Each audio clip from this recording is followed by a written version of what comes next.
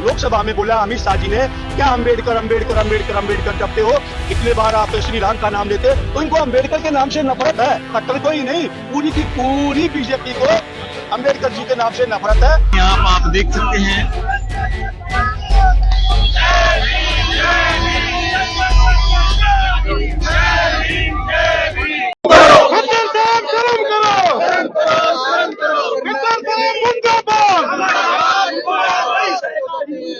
बाबा साहब का अपमान नहीं जाएगा हिंदुस्तान, बाबा साहब का अपमान नहीं जाएगा हिंदुस्तान, बाबा साहब का अपमान नहीं जाएगा हिंदुस्तान। मनोहरलाल खट्टर मुर्दाबाद, मुर्दाबाद, मुर्दाबाद। बाबा साहब अमर रहे, अमर रहे, अमर रहे। बाबा साहब अमर रहे, अमर रहे, अमर रहे। जय भीम, जय भीम, जय भीम, जय भीम, जय जय जय जय जय भीम, जय भीम, जय भीम, जय जय जय जय भीम, जय भीम।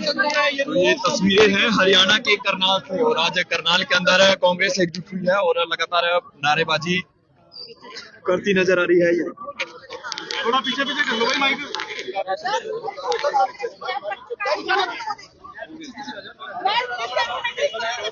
रोष प्रकट कर रहे हैं जो मनोहरलाल खट्टर जी ने निंदनीय बयान दी है बाबा भीमराव अम्बेडकर जी के प्रति, कि जो अगर वो संविधान के निर्माता हैं, तो हमारी उनसे एक ही बात है कि अगर आप संविधान का मतलब आप उसका अपमान नहीं कर सकते तो अपमान भी मत कीजिए।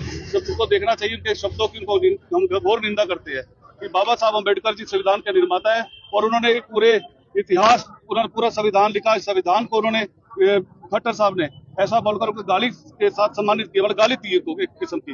ये तो एक उनके लिए आज हम सभी लोग पार्टी के लोग इकट्ठे हुए तो उनका विरोध करते हैं। देखिए अपमान की गाली है किस्म की, जो संविधान निर्माता है तो संविधान निर्माता के बारे में इतना बोलना तो गलत बात है ना। ऐसी जयपुर विधान की क्या कहना देखो, कांग्रेस पार्टी ने 2024 के इलेक्शन में ही बता दिया था कि संविधान को खत्म करने का षड्यंत्र आरएसएस और बीजेपी कर रही है, फिर भी देश की जनता पूरी तरह से नहीं जागी।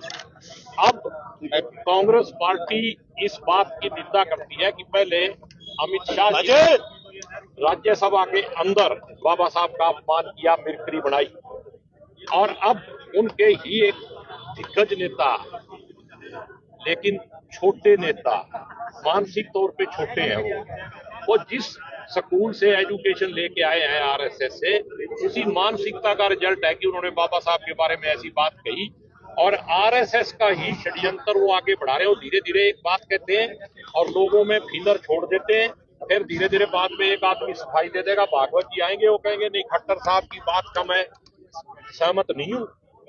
अरे आज सहमत तो पहले दिन से नहीं हो, संविधान से सहमत नहीं हो, बाबा साहब से सहमत नहीं हो, लेकिन आप अगर महापुरुषों का मान सम्मान नहीं कर सकते तो अपमान करने का भी आपको अधिकार किसी ने नहीं दिया। तो अगर इसी तरह से चलता रहा और जनता नहीं जागी तो देश में लोकतंत्र और संविधान भी खत्म हो जाएगा और बाबा साहब का मान सम्मान भी खत्म हो जाएगा। जनता को जानना चाहिए, जो लोग संविधान में विश्वास रखते हैं उन सबको इसकी निंदा भी करनी चाहिए और आगे आने वाले समय में जागरूक रह के इस आरएसएस और बीजेपी की जड़ उखाड़नी चाहिए।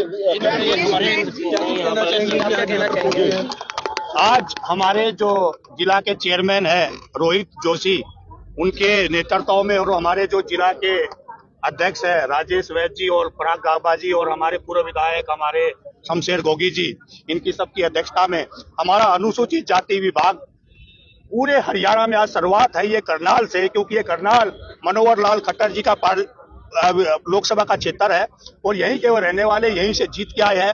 उन्होंने बाबा साहब का अपमान नहीं, पूरे दलित समाज का अपमान किया है, क्योंकि जिस संविधान की वजह से वो लोकसभा के सदस्य बने हैं उसी संविधान का वो अपमान करते हैं बार बार। नहीं, जैसे गोगी जी ने बताया कि ये बीजेपी की फितरत है, ये आरएसएस का एजेंडा है, कभी देश का झंडा मानने वाले नहीं है, बाबा साहब के संविधान की कॉपियां जलाने वाले वो लोग हैं।